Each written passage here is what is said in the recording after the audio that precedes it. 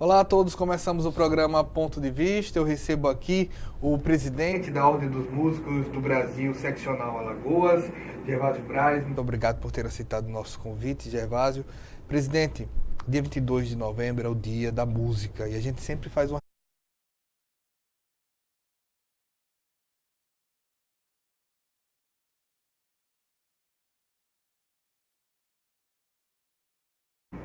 Uma boa tarde. Nós que fazemos parte da Ordem dos Músicos do Brasil, Seccional Alagoas, que agradecemos a oportunidade de esclarecer alguns pontos para o músico alagoano.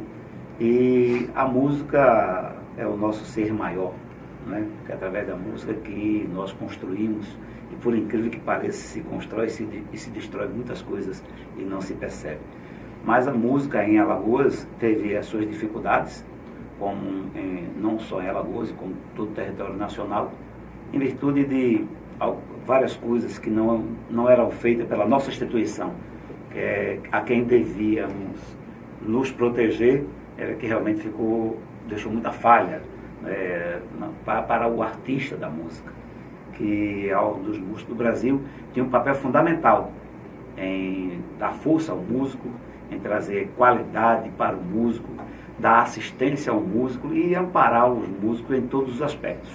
Mas nós podemos até dizer que não temos, no momento, no novo contexto, muita coisa para se comemorar, mas que em um futuro bem próximo, com certeza, nós teremos, através do projeto da nova ordem, para a valorização do músico em todo o território nacional e principalmente no nosso estado de Alagoas. Para quem está conhecendo, ainda quem possa estar conhecendo, a Ordem dos Músicos, ela tem que função na sociedade?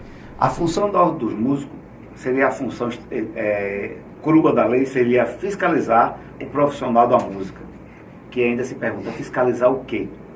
Fiscalizar por causa da qualidade, porque todas as pessoas que tocam instrumento de ouvido se consideram como músico.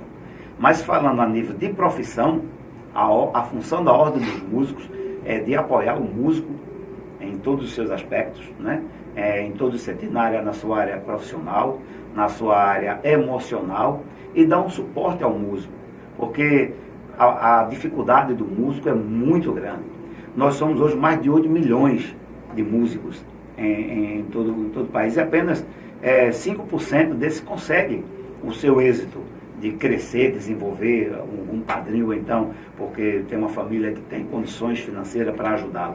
E os outros 75% ficam aí, precisando de apoio, precisando de incentivo, que na realidade, infelizmente, o profissional da música ele precisa se unir mais, ele precisa cobrar mais da instituição que o defende, porque a Ordem dos Músicos, nós somos uma autarquia federal, que somos regido por uma lei federal e que tem a obrigação de dar sustentabilidade a todo profissional da música.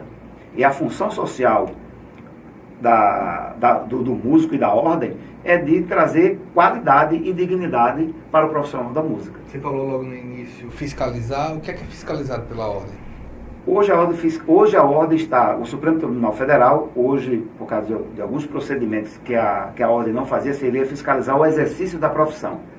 O músico ele está fazendo seu espetáculo, a ordem chega e vai procurar saber se ele realmente é um músico profissional, se é inscrito na ordem, os procedimentos que sempre se faziam inerente ao profissional da música. O que faz uma pessoa, um profissional, ser um profissional da música? Para que ele seja um profissional da música, como se dizia na lei anterior, ele teria que ter passado por um exame de ordem, um exame prático, conhecimento geral de teoria geral de música. Existem 3 conotações, A, B, C e D. A seria o músico prático, que é conhecido como músico prático, que antes tinha essa discriminação e nós foi que levamos esse conhecimento, quer dizer, tem um músico prático e um músico profissional. Na nossa concepção, isso era uma discriminação. Era um músicozinho, um músico que não sabia nada, dá até uma conotação em um músico grande. Então existe muita chacota e discriminação. Hoje nós conseguimos ser aprovado através da lei que não existe mais músico prático e músico profissional. Existem qualificações de músico. O músico que é músico de ouvido, que ele apenas conhece teoria musical, faz um teste de teoria musical e ele se habilita para para fazer o exame de ordem e tirar sua carteira profissional. O músico B já é aquele músico um pouco mais tradicional, que já lê partitura, que já conhece um pouco mais da música. O músico C é aquele músico que vai para a faculdade e faz a parte técnica, vai ser professor. E depois o músico erudito, que é o músico profissional, que tem bacharelado em direito e assim por diante. A ordem contempla todos? Sim, contempla todos. E ela traz algum tipo de tratamento diferenciado para cada um? Não, tratamento é isso não, que é igual para todos. Fiscalizou, faz esse exame da ordem, ele tem ano, é por mês? Isso é anuidade, isso é uma taxa anual que ele paga para que a ordem possa se sustentar, fazer os procedimentos legais dentro do seu parâmetro da sustentabilidade da ordem. Além de fiscalizar o exercício, também garantir a sustentabilidade. Sim, tem que ter a garantia, dando assistência mútua, assistência jurídica, porque se você não tem uma instituição que possa fiscalizar, não é, na realidade, o que nós fazemos hoje, nós deixamos o músico hoje à vontade. Nós estamos indo agora diretamente em cima daqueles que usam o músico como profissão, que usam o instrumento música e se completa muito mais até às vezes do que o próprio músico. Então, essa fiscalização é para que ele pague realmente o cachê do músico. Hoje, bares e restaurantes aqui no estado de Alagoas, eu mesmo fui pessoalmente em vários estabelecimentos comerciais exigindo que seja colocado a placa do cachê, cobrando os cachê, o valor que é cobrado, conversando com o músico a respeito daquele repasse, que aquele repasse, ele é para o músico, lá, cover artístico. O cover não é para o estabelecimento, e sim para o artista. Dá muito trabalho, porque às vezes o músico, por ele não procurar se valorizar, ele se sujeita a alguns caprichos em dividir cover artístico com o dono do estabelecimento, que é errado. Um bom estabelecimento comercial, ele não procura. Nós temos aqui um exemplo de não vou citar o nome, questão de ética, mas que ele passa todo o cachê para o músico, inclusive incentiva a música, tem vários artistas. Um dos nossos ensejos maiores é dizer que o estabelecimento dê outras oportunidades para outros músicos, para não ser apenas um músico que seja de todos os dias, que ele um dia tem um músico, um horário, no outro horário ter outro músico, e assim, até para dar uma maior ênfase, maior emprego, isso gerando emprego e renda para o músico no estado de Alagoas. A prática de recolher esse cachê e não repassar integralmente é muito comum? Muito comum. Tem muito. Ele paga um cachê ao músico, cobra o cover artístico, às vezes um músico muito bom, tem muito músico, nós temos excelentes músicos aqui no nosso estado, e que enche casa. Né? E o cachê fica para sempre, em muitos casos fica para o estabelecimento. Ele paga um cachê para um músico, ele fala, vou pagar R$500 a você, para você tocar aqui 3, 4 horas, até mais. E quando vai ver o cachê, deu R$1.500, caso até R$2.000 de cachê. Fica com lucro disso. Com lucro disso também, que não deveria. Porque o músico já atrai o público. Sim, um bom músico. Eu mesmo, quando eu vou para algum lugar que tem música ao vivo, e eu conheço, cara, eu vou para lá justamente por causa do músico. Porque tomar a gente toma em qualquer lugar, mas quando o atrativo maior é a música, a boa qualidade da música. A música tradicional. Para entender, exemplo, o músico, no caso a gente está falando do barzinho, depois a gente se estende um pouco. Sim, por exemplo. Mas esse músico do barzinho, ele pode ser um DJ? Não seria DJ. O DJ ele não seria considerado. Quem é o músico? O músico é aquele que é o intérprete, é o instrumentista, é o percussionista, é o compositor. Esses é que são considerados como músicos profissionais, como músico. O cantor que está ali tocando várias músicas, ele paga alguma coisa ao compositor? Sim, teria que pagar. No momento, quando se fala em barzinho, no grande leque, não. Que é mais quando é mais profissional, que ele vai fazer um show e usa música que compõe por vários artistas, ele tem que pagar direitos autorais. Mas o problema grande que nós temos hoje é a fiscalização, onde a maior dos músicos está tentando, já está fazendo algumas parcerias, inclusive com o ECAD, para que esses músicos que têm suas músicas tocadas em rádio, tocadas nos barzinhos, barzinho não, mas nos vários eventos de shows que são remunerados para que seja repassado para esses músicos. Como é que é prestada a assistência jurídica? Assistência jurídica, o músico que ele é inscrito na OAB, está em dia com a sua anuidade, qualquer problema que ele tenha com o seu trabalho, ele, precisando do advogado, ele procura a ordem e a ordem manda um profissional do direito para dar assistência a ele. Um exemplo disso? Por exemplo, nós temos aqui, vou citar o Jean. O Jean, ele é músico, percussionista, ele teve um problema com a empresa. Foi lá e de repente não pagaram, não foi pago a ele o que foi contratado. Contrataram um valor de R$ 500 para pagar por um show, porque de repente não deu o que o estabelecimento esperava, não foi pago a ele o que foi contratado. Aí daí então ele nos procurou, inclusive ele faz parte, é um dos membros lá da Ordem dos Músicos, nos procurou, nós entramos em contato com o estabelecimento comercial e daí ele achou por bem, não precisou ir até a via judicial, achou por bem fazer o pagamento, porque viu que ele realmente estava assistido. Que tipo de outra assistência além da jurídica é dada? Nós temos também uma empresa que presta serviço aqui para ter uma parceria, a Medicar Saúde tem uma parceria com a Ordem dos Músicos do Brasil, para todo músico que é inscrito, não só para o músico, mas para ainda 5 membros de sua família, para dar um cartão de desconto de saúde. Por exemplo, ele vai para um bom oftalmologista, que temos aqui em Maceió, que custou uma consulta dele R$ 180. Através da Ordem dos Músicos, ele paga apenas R$ 80 com a mesma qualidade de atendimento. São ações. Das ações. Como está o cenário musical hoje? O cenário musical em Alagoas, ele ainda está precisando mudar muito. Isso também por culpa do profissional da música. Nós também reconhecemos a falha que houve quando a Ordem dos Músicos do Brasil, em 2012, a sua diretoria, ela simplesmente abandonou os músicos do estado de Alagoas. Né? Por causa de uma liminar que saiu, quer dizer, só servia a Ordem dos Músicos quando ela podia fiscalizar e extorquir o músico.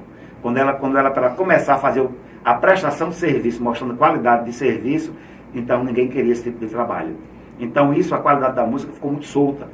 Os empresários da música, infelizmente, muito abusaram e estão ainda abusando um pouco da música e do músico no estado de Alagoas. Infelizmente, aquele músico que quer que a lei não funcione, que a ordem não funcione, é aquele músico que traz extorsão e não paga o que é de direito ao músico. E infelizmente, temos alguns empresários desses que já estão na mira do Ministério Público do Trabalho, já está na mira do Ministério Público, que inclusive já teve algumas atuações, porque estão usando o músico, explorando o músico sem pagar o seu devido, o que ele é realmente devido. A gente está indo para o nosso primeiro intervalo. Eu estou aqui com o Gervásio Braz, ele que é presidente da Ordem dos Músicos do Brasil, seccional Alagoas. O programa Ponto de Vista retorna daqui a instantes, a gente volta já.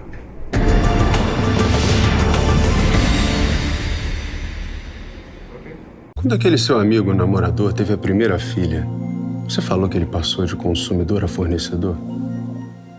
Já aproveitou o ônibus lotado para se aproveitar da passageira? Já falou, prendam suas cabras que meu bode tá solto? Pode parar. Isso incentiva o machismo e a violência sexual.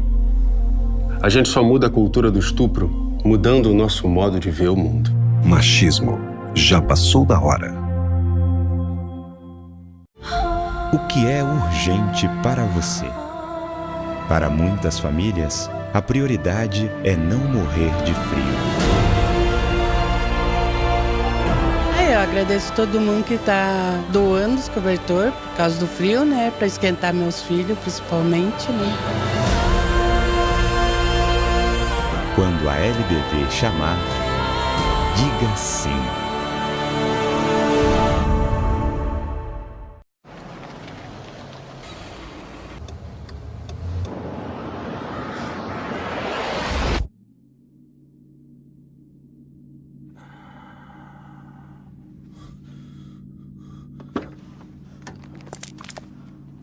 Mate, I'm so sorry. I thought there was time.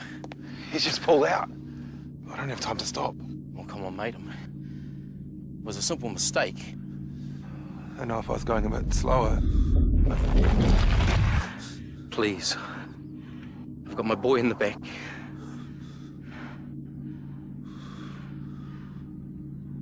I'm going too fast. I'm sorry.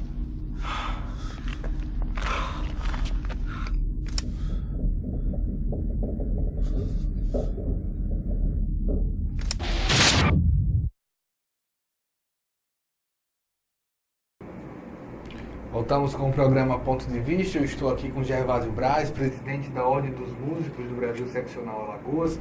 Você que está nos acompanhando pode fazer perguntas, está aberto no Facebook, no YouTube. E a gente tem uma novidade, a questão da nota contratual. Como é que tem funcionado isso? A nota contratual, isso aí foi pode-se dizer, o maior marco da história da Ordem dos Músicos do Brasil. Há 30 anos que vinham-se junto ao Ministério do Trabalho para se conseguir a aprovação dessa nota contratual, dessa lei, dessa portaria para trazer dignidade. Mas a gente acreditava, e realmente hoje nós cremos nisso, que não existia uma credibilidade do Ministério do Trabalho e Empregos com a nossa instituição.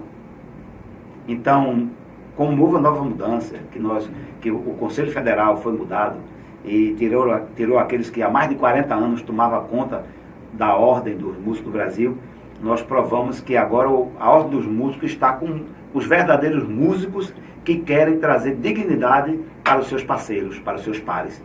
Então foi aprovado a portaria 3.894, de 12 de dezembro de 2016.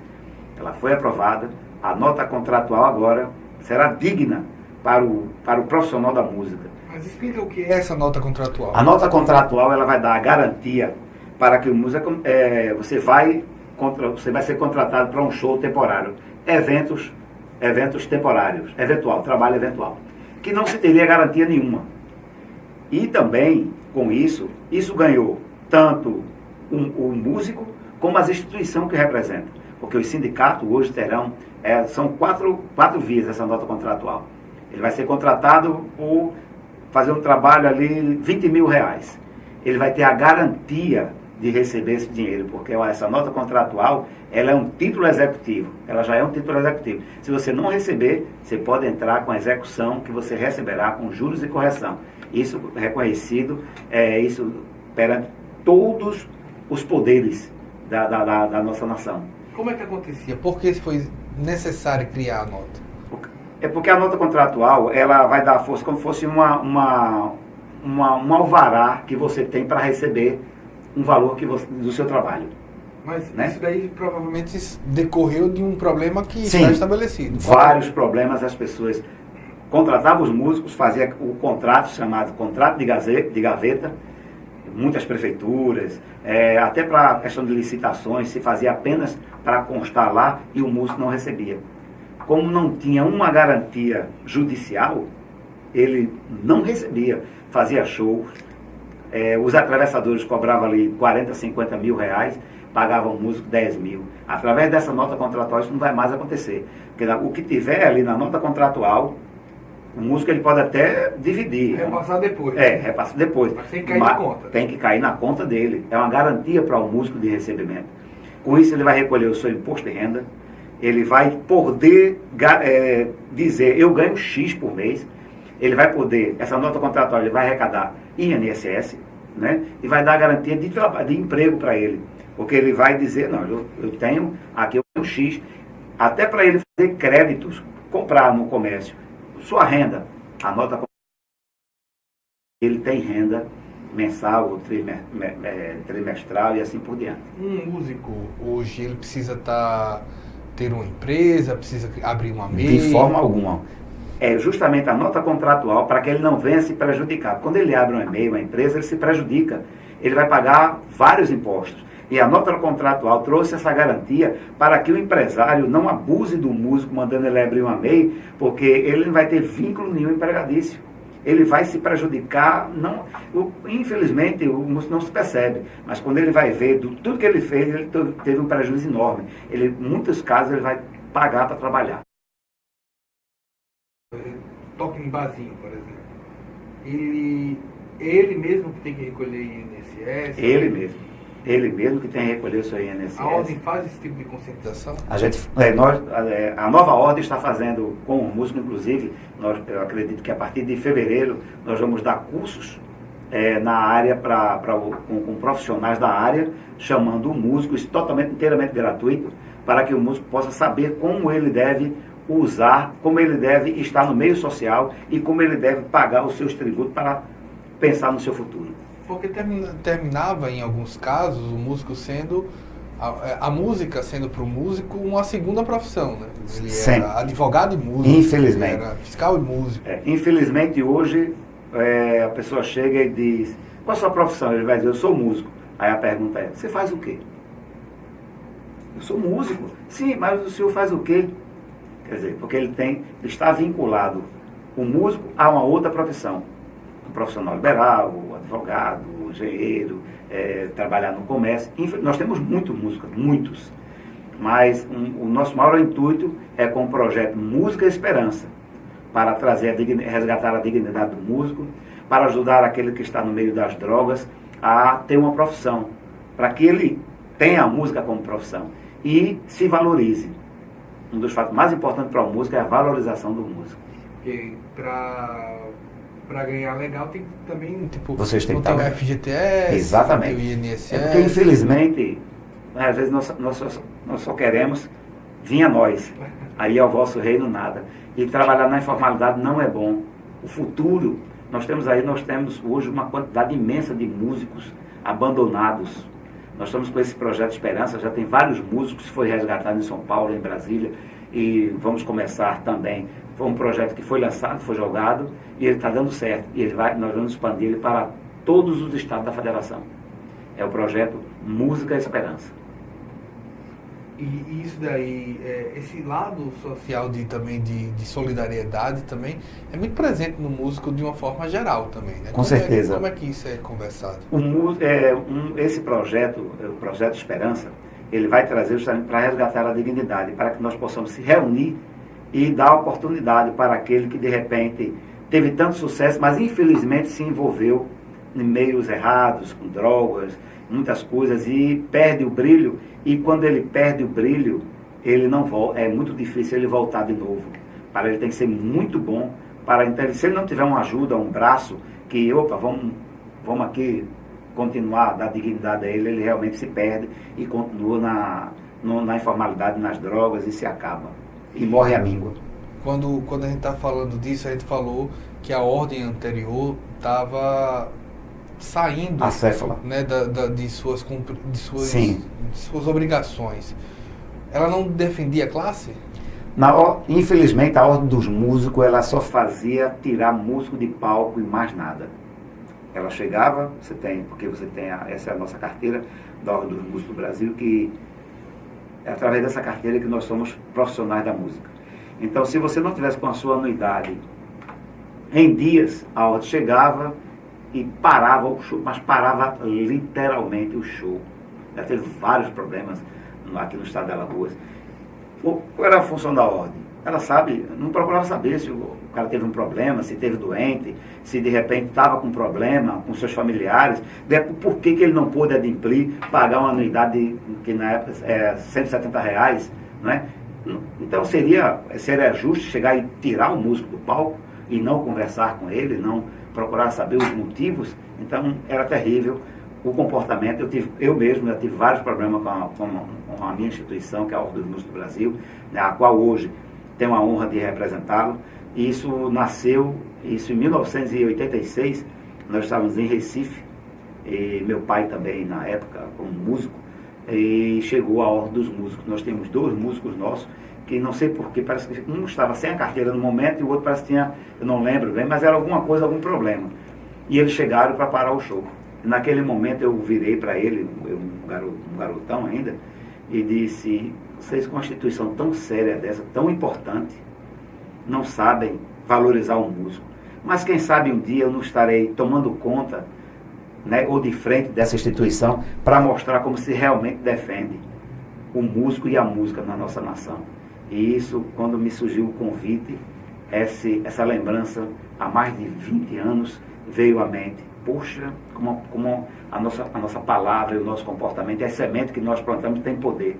Eu estou hoje nessa instituição e darei o melhor de mim para que essa instituição seja respeitada. Você entrou em agosto de 2016. Alguma coisa te surpreendeu? Sim, o abandono total com a instituição e com a música. Quando se falava em Ordem dos Músicos, para músico era um terror. um terror, mas por culpa da sua direção. Na época, em 2003, eu ainda tentei aqui, nós criamos um sindicato dos músicos. E eu não quis ficar de frente para não dizer que eu... porque o Vanildo Rafael, que era um homem muito bom, um homem sério, competente, mas tinha a sua diretoria deixava a desejar. E ele também, em alguns aspectos, antes da gente começar, eu quis mostrar para ele que ele poderia mudar a história da Ordem dos Músicos. E aos poucos a gente veio, e foi criado o Sindicato dos Músicos. O Vanildo Rafael, teve mais alguns membros também, que quando ele me procurou para ajudar a fazer esse procedimento. E nós conseguimos. Foi criado o Sindicato dos Músicos no estado de Alagoas. Mas infelizmente ele veio a falecer e ficou à deriva. E eu apenas mantive, não teve diretoria, ficou apenas o sindicato aberto. Se conseguiu a carta sindical, hoje está aí algumas pessoas tentando resgatar o sindicato, que é importante o sindicato, para as normas trabalhistas. Mas o que decepcionou muito foi o abandono da instituição, uma instituição tão séria como é uma autarquia federal, que tem várias prerrogativas que pode ajudar e muito através de projetos, através do governo federal, através de muitas coisas que podem ser feitas para o músico do nosso estado. E eu acredito que nós vamos aí com muita dificuldade, mas nós vamos fazer o nosso papel. Qual o principal desafio? É mostrar para o músico que a Ordem dos Músicos é importante para ele, muito importante. É o fator mais importante para um bom músico, um bom profissional da música, ele se valorizar e ele procurar a instituição para daí então fazer um leque e fazer uma bandeira e resgatar a bandeira da Ordem dos Músicos do Brasil. Você falou em 8 milhões de músicos. Sim, no Brasil, 8 milhões. Eu tenho uma memória, não tão clara assim, mas já vi bastante, que música era dada em sala de aula. Sim. E hoje você olha para as escolas de Alagoas, são raras as que tem.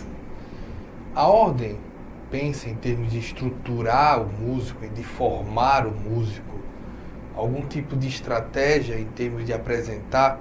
Eu digo isso de uma certa maneira porque no caminho popular, no povão, sempre você ouve algo como tipo, a música piorou muito, olha, esse cantor X é um lixo e toca só isso na rádio.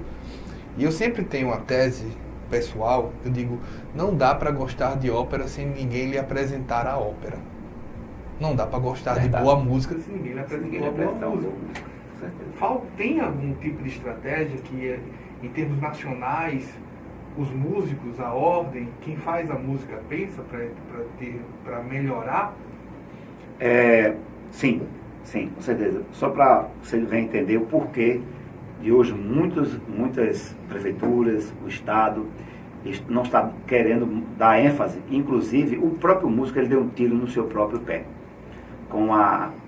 Foi atrás de alguns empresários, dos grandes empresários que tomam conta da música no nosso país, e monopolizaram vários músicos para entrar com ações contra o impedimento da ordem, que a ordem não podia mais impedir o músico a tocar, que a ordem não podia isso, que a ordem não podia aquilo. Está tramitando uma DPF no Supremo Tribunal Federal. Muita gente está dizendo que já a ordem acaba. Não, apenas é uma DPF que vai tramitar e a ordem vai defender a sua tese. E o que nós temos hoje preparado, o tribunal irá voltar atrás, com certeza absoluta, porque nós estamos mostrando ponto a ponto a quem interessa. E outra, é uma lei federal, não existe extinguir a Ordem dos Músicos. A lei tem que ser mudada sim, nós concordamos.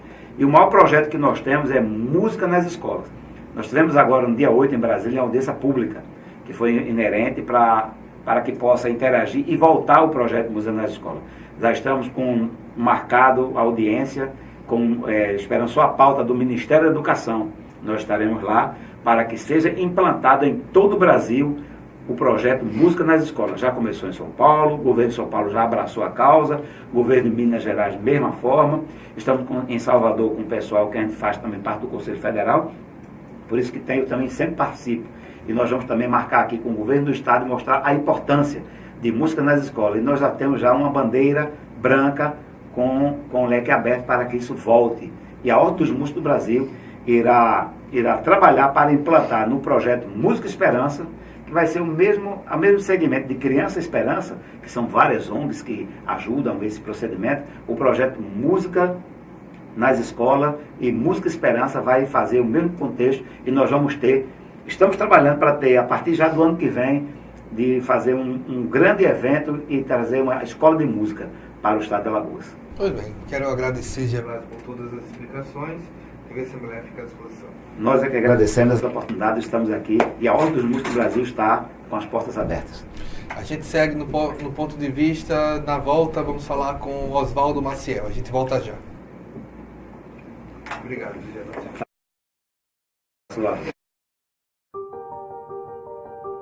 Nous avons demandé à des enfants de jouer à un célèbre jeu de société.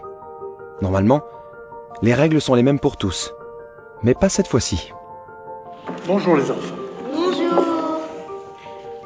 Une moitié de joueurs commence avec 1500 €, l'autre moitié avec 750 €.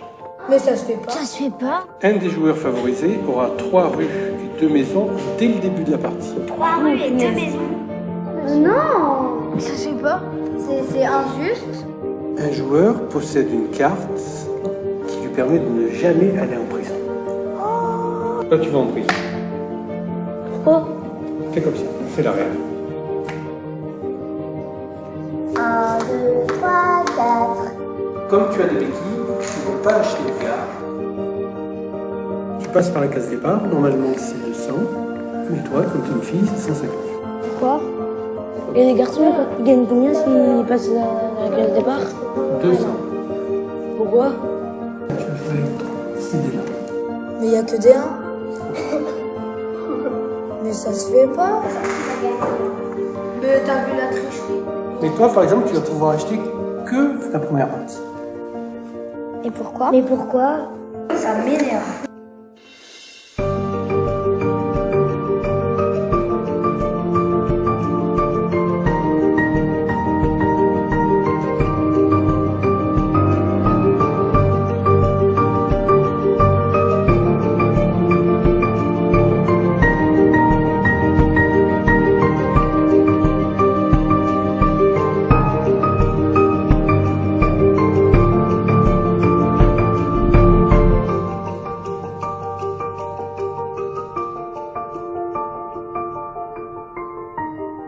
Et les nouvelles règles, je crois qu'elles sont pas très justes en fait. Je crois même qu'elles sont pas justes du tout.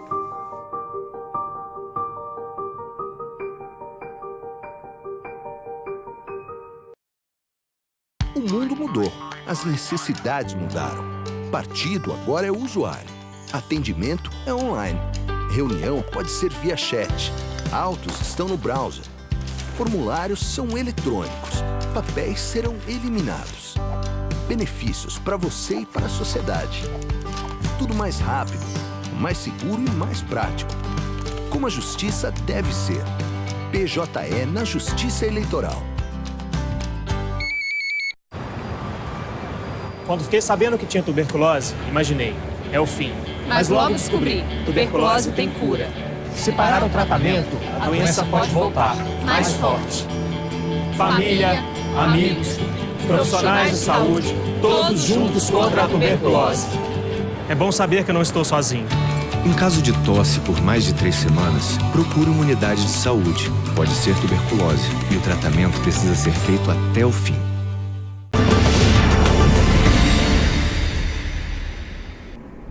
Voltamos com o programa Ponto de Vista. Estou aqui agora com o professor Oswaldo Maciel, a quem eu agradeço por ter aceitado o nosso convite. Professor, o senhor é um pensador da parte de cultura, economia, política, da parte de Alagoas. Pensou, analisou o movimento operário e recentemente discutiu, por meio de um facsímile, o jornal A Semana Social. Por que a escolha disso?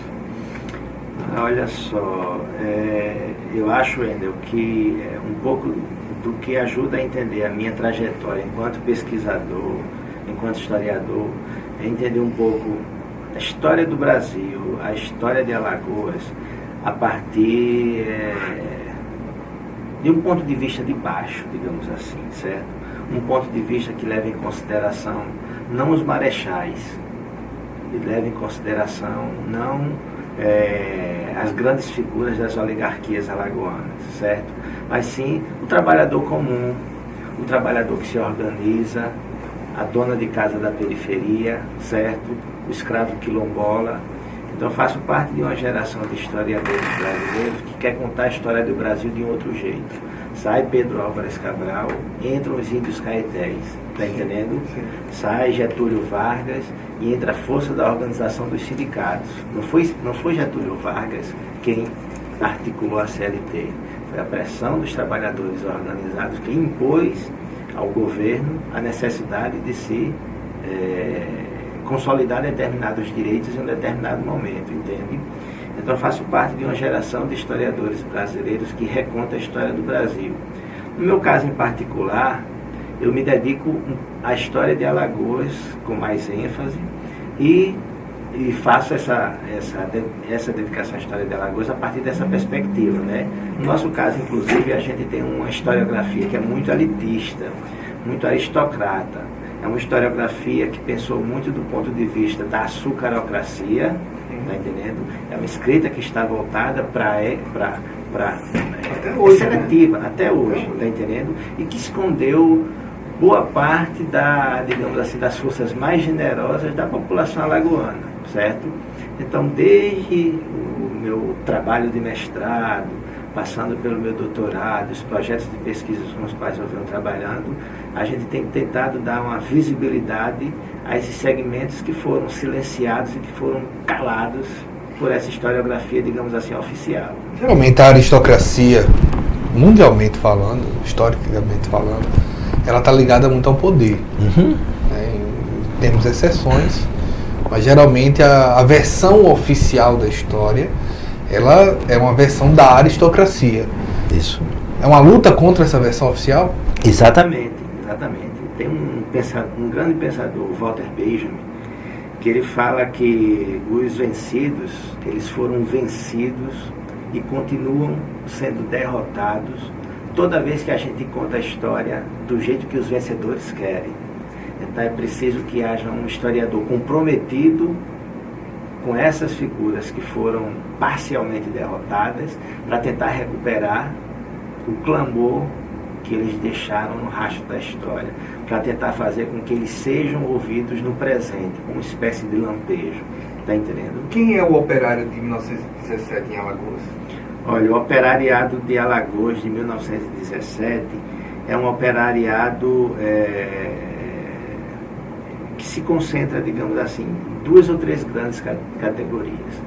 Primeiro, os portuários.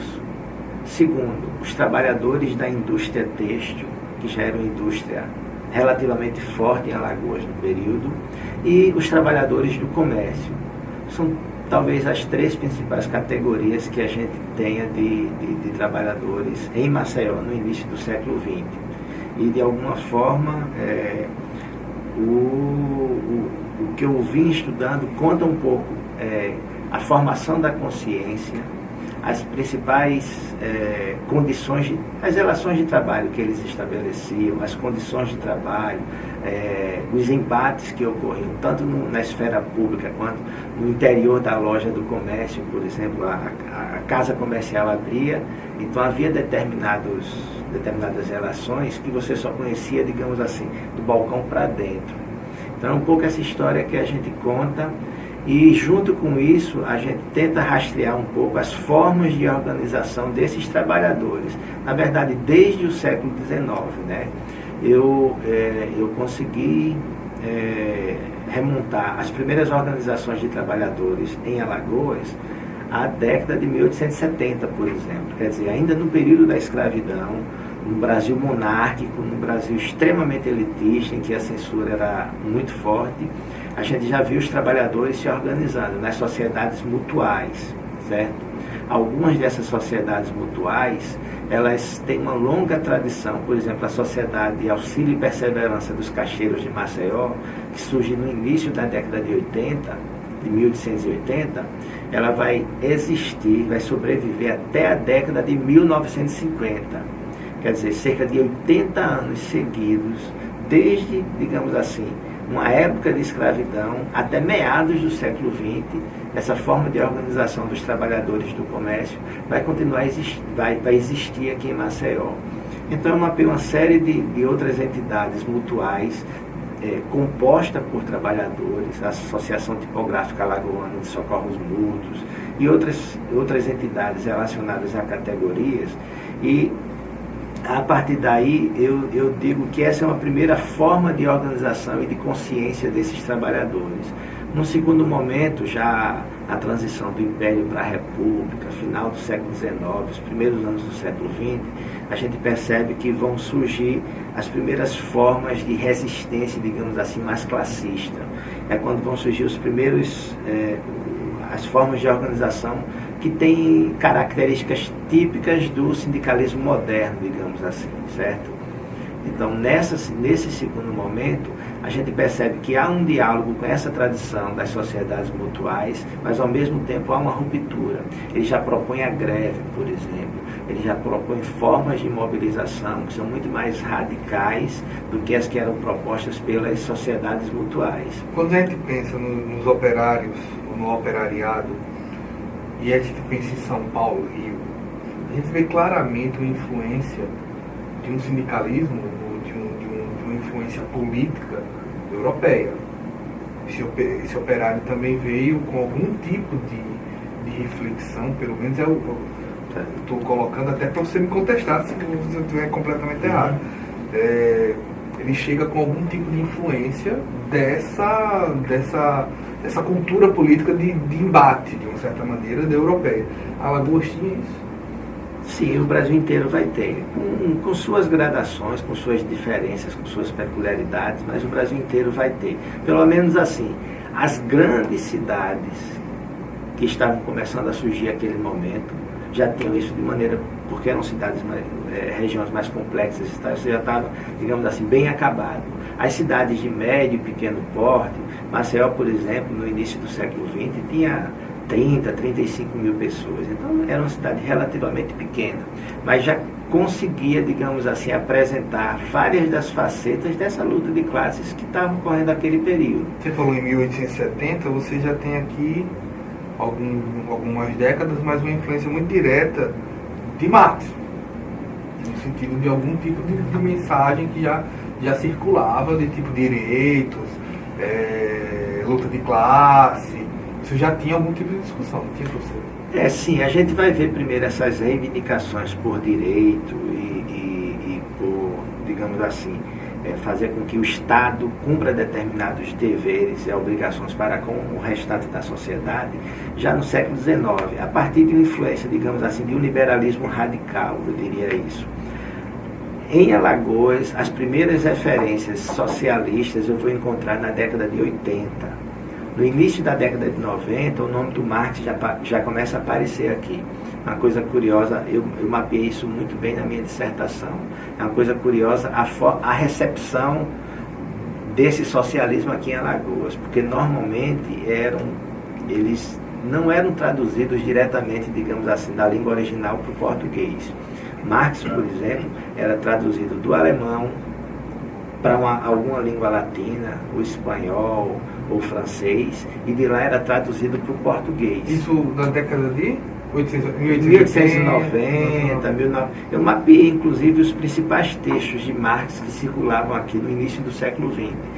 Todos não, mas a grande maioria eram textos, panfletos ou artigos que saíam em jornais, que eram traduzidos do francês, eram principalmente do francês. Em um outro caso a gente tinha do italiano, tinha do espanhol e alguma coisa vinha do português de Portugal. Mas o mais comum era que viesse da cultura francesa, até por conta da cultura letrada francesa, que era muito forte. De certa maneira o Brasil ainda vivia, isso é uma ligação muito forte. Vivia, tinha um pouco, por um lado, aquele contexto da Belle Époque, então isso tudo fazia com que essa cultura francesa fosse muito forte. Então a partir do francês é que se traduzia esses autores, esses clássicos do socialismo mundial. Só para você ter, isso é sintomático, só para você ter ideia, a primeira edição do Manifesto do Partido Comunista de Marx e de Engels, publicada no Brasil, foi traduzido por um alagoano, o Otávio Brandão. E o Otávio Brandão não traduziu do alemão, ele traduz de uma edição francesa, 1922, 1923, mais ou menos, ele faz isso. E o Otávio Brandão é um alagoano que começou a sua trajetória de militância nesse período, 1916, 1917, é nessa época que ele escreve o livro Canais e Lagoas. Mas alguns anos depois, ele já vai fazer a grande transição, do ponto de vista que ele próprio coloca, o grande salto que ele vai dar, de sair de uma consciência, digamos assim, mais larvar, para uma consciência mais efetiva e mais concreta. É nesses termos que ele coloca, quando ele vai para a transição do anarquismo, e do anarquismo vai para ser militante do Partido Comunista. Então, esse é um contexto em que essas ideias são ideias que vêm, digamos assim, da cultura europeia, da tradição radical e socialista da cultura europeia, mas que ela vai se mesclando com a série de outras tradições literárias e formas e costumes que nós tínhamos por aqui. Quer dizer, para entender a recepção dessas ideias aqui, você tem que entender um contexto em que essas ideias vão circular. E de alguma forma, isso é uma coisa curiosa, a gente vai perceber que há um diálogo com os romances da cavalaria, por exemplo. Há um diálogo com a tradição bíblica. Eu encontro textos em que, por exemplo, claramente, João Ferro de Oliveira, um dos grandes militantes socialistas do início do século, um tipógrafo, ele vai escrever um texto, por exemplo, associando religião e socialismo. E ele vai falar que a mensagem utópica ela vem sendo dita há milênios, desde a época do Rabino Louro da Galileia. Quem é esse Rabino Louro da Galileia? Jesus, sabe? Quer dizer, você tem uma amálgama de várias tradições que são relidas e que circulam, digamos assim, e que tentam dar conta da realidade local. Você não está transplantando os embates, os conflitos e os terrores da vida cotidiana de outros lugares para cá. Você está transportando ideias que vão se adaptando, que vão, digamos assim, construindo um léxico cultural, um léxico político para expressar as insatisfações e os conflitos do cotidiano que aparecia aqui. Aí isso vem mesclado, por exemplo, com textos de denúncia do preço do arroz, a farinha estava aumentando muito em determinados momentos de carestia, as péssimas condições de mercado público, isso ocorria já naquele período, as estradas esburacadas na direção do Pontal. Então tudo isso, você percebe que o cotidiano era alvo de uma crítica ferrenha na imprensa, nos órgãos escritos da época. De alguma forma, Wendel, a minha escrita historiográfica, a pesquisa que eu faço, tenta recuperar um pouco esse contexto, quer dizer, uma história de Alagoas que as pessoas não conhecem. A gente escuta falar do Euclides Malta, todo mundo já ouviu falar. Do Fernandes Lima, né, o principal corredor daqui de Maceió, é em homenagem ao Fernandes Lima. Mas, por exemplo, Pedro Nolasco Maciel é uma figura mais difícil de se ouvir falar. João Ferro de Oliveira, idem. Então, recuperar esse tipo de personagem é que me motiva a fazer minhas pesquisas. A gente vai com um breve intervalo. Eu estou aqui com o professor Oswaldo Maciel, a gente volta já.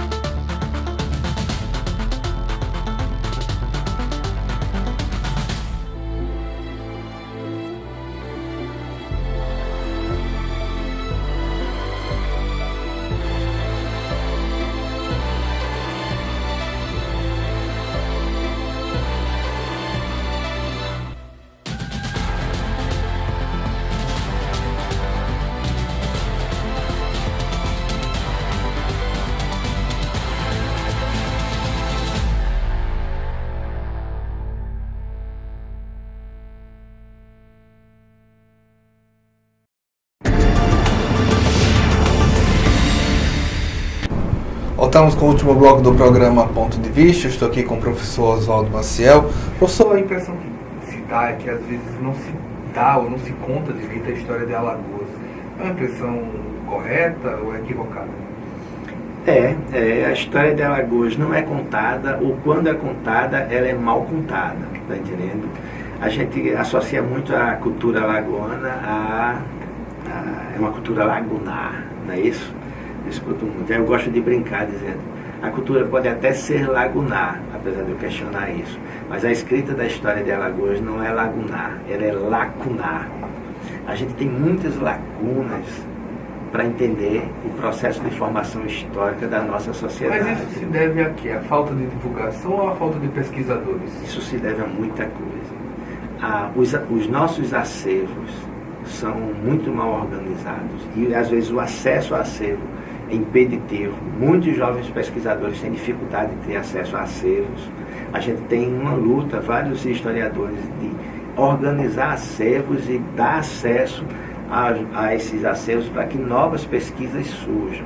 A gente tem uma bibliografia extremamente escassa, apesar de termos bons livros, mas é uma bibliografia muito pequena ainda do ponto de vista da história regional, e é uma historiografia que tem sempre um ponto de vista, digamos assim, da Casa Grande, entende? Então a gente tem que se contrapor a esse tipo de historiografia.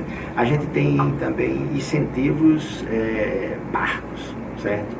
A gente, para o atraso relativo em que nós vivemos dessa produção historiográfica, dessa produção antropológica e cultural, a gente precisaria ter, do ponto de vista dos grandes municípios, do Estado e até do ente federal, para fazer essa história regional, aportes financeiros para financiar pesquisa, iniciação científica de maneira muito mais robusta do que o que a gente tem.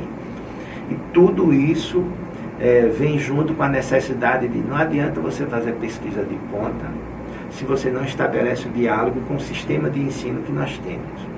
E atravessar essa fronteira é muito difícil, porque, regra em geral, os nossos interlocutores que estão nas secretarias municipais, na Secretaria Estadual da Educação e em alguns setores que são estratégicos para disseminar essa cultura, nós muitas vezes não estamos, digamos assim, dialogando com a mesma voltagem. E isso termina dificultando a gente ampliar o acesso a essa produção de ponta que tem sido produzida pela Universidade Federal de Alagoas, pela Universidade Estadual de Alagoas e por um outro historiador independente. A gente tem muita coisa boa sendo produzida, causando impacto nacional, que não é conhecida pelo grande público. Por exemplo, teve uma dissertação de mestrado defendida recentemente por um ex-aluno da UNEAL. Ele fez um mestrado na Universidade Federal da Bahia. E ele lida com os africanos livres de Maceió, do início da segunda metade do século XIX. Que são os africanos livres? São aqueles africanos que foram capturados e trazidos à força para serem escravizados aqui. Mas a partir de uma lei de 1831, se esse carregamento fosse interceptado pelo Estado antes de chegar em terra, ele não era considerado escravo. Mas ao mesmo tempo o Estado não tinha como devolvê-lo para o seu país de origem, para a África. Então eram chamados africanos livres. Eles ficavam tutelados pelo Estado durante alguns anos, entre 14 e 16, às vezes mais anos. Só depois é que eles, apesar de serem africanos livres, conseguiriam digamos assim, uma liberdade extra para poder voltar para a sua terra natal. Então a história é fabulosa, é o Moisés Sebastião da Silva quem conta essa história. E, por exemplo, eu já vi texto em inglês citando esse trabalho dele. Uma das grandes pesquisadoras sobre esse assunto, a Beatriz Mamigonian, que esteve aqui recentemente em Maceió, cita o trabalho dele e estabelece um diálogo com ele, deixando claro quanto quer dizer, uma pesquisa que ninguém conhece, que a gente tem dificuldade de divulgar. Por que essa dificuldade de divulgar? Porque, veja só, ele fez o mestrado. Esse mestrado, as pessoas que entendem do assunto acessam esse material. Às vezes, a gente trabalha com esse material nas nossas aulas, no curso de graduação em História. Mas esse aluno que faz a graduação em História, que vai trabalhar na escola da periferia de Maceió, que vai trabalhar nos grandes colégios de Maceió, não vai ter espaço para divulgar essa obra ali. Ele não vai ter financiamento de uma editora para fazer a publicação desse material. Eu estou dando só um exemplo, mas tem diversos outros. Só para dar um outro exemplo, eu tenho um orientando meu, terminou o mestrado há um ano, mais ou menos atrás, 1 ano e meio, ele trabalhou com a Fábrica da Pedra. Mas só que nesse caso, ele mudou o foco. Eu não quero saber do Delmiro Gouveia, porque você não explica um empreendimento daquele só com um grande empreendedor. Um self-made man, como se diz, está entendendo? Esse é um foco de vista muito elitista, muito liberal, como se Delmiro fosse um demiurgo capaz de fazer aquilo. Ele estava preocupado com o quê? Onde é que estão os operários da Fábrica da Pedra? E aí ele conta essa história, ele remonta inclusive à construção da estrada de ferro de Paulo Afonso, que é quando se forma, digamos assim, a primeira leva, são ex-retirantes da SEGA, que são agenciados pelo Estado Imperial e que transforma ele literalmente em operários ferroviários. E isso é uma primeira geração que vai gerar a segunda geração que vai estar apta a ser, digamos assim, explorada pelo empreendimento fabril do Delmiro Gouveia. Então ele começa a contar essa história. Esse livro, ele recebeu um financiamento da FAPEAL e, se tudo der certo, em 2018 ele será publicado, vai ser publicado em forma de livro. Então é um material que vai ter uma certa visibilidade a partir daí. Mas mesmo num caso como esse, em que você tem a publicação, a forma de circulação desse material é muito seletiva. Não vai chegar em todo mundo. E certamente, vamos dizer que essa obra chega em Delmiro Gouveia. Vai ter muita gente que não vai querer contar essa história desse jeito. É melhor deixar contar a história de Delmiro Gouveia do jeito que sempre foi contada até agora. Então vai haver resistência para... quer dizer, eu brinco, é uma metáfora, mas e não é uma brincadeira. Eu brinco dizendo que a luta de classes que acontece na vida real, na história, ela se reproduz também nos embates da memória e da escrita dessa história. Então, isso é claro, é uma luta de classes que está ocorrendo do ponto de vista das perspectivas historiográficas que se apresentam. A gente está hoje em dia, é muito comum se falar no fake news. E a gente, ao longo do tempo, se você for buscar na história, você tem um faraó que mandou pintar uma vitória que não ocorreu. E há quem diga que nossa história do Brasil esteja lotada de fake news. A exemplo da independência do Brasil, a exemplo exemplo, recentemente eu ouvi que a princesa Isabel era extremamente contra a lei do ventre livre e hoje é colocada como a grande mãe da abolição também, logo depois da escravatura. Muito fake news ao longo do caminho? Vejam só, essas notícias fakes, essas notícias falsas, elas são produzidas por interesses políticos e ideológicos no presente, elas não são feitas gratuitamente, ok? Essa visão da história equivocada, essa visão da história distorcida, também ela é produzida a partir de interesses políticos, ideológicos e de classes. Só para pegar esse exemplo da princesa Isabel, é uma ironia muito sádica da elite brasileira de, em vez de contar a história do jeito que foi, havia uma pressão surda, uma pressão assim, às vezes, na esfera pública, de vários abolicionistas, de fugas de escravos, que tornou perigoso você manter aquele sistema escravista funcionando. Aí você pega e conta a história dizendo, olha, foi uma princesa, uma mulher branca, linda, desejada, que produz um documento oficial chamado a Lei Áurea, que brilha, reluzente ouro, nada mais distante da história da escravidão, a história do negro, sujo, da senzala, quer dizer, um cara que reivindica sua luta com o chão da terra. Uma história que eu quero já convidar para no próximo programa a gente poder contar um pouco mais. Tem muita história. Muito bem. Eu agradeço também a você pela audiência, espero uma próxima oportunidade. Até mais. Infelizmente, nosso tempo estourou. O pessoal está aqui, acabou o programa. Professor, veja só, eu fiz o convite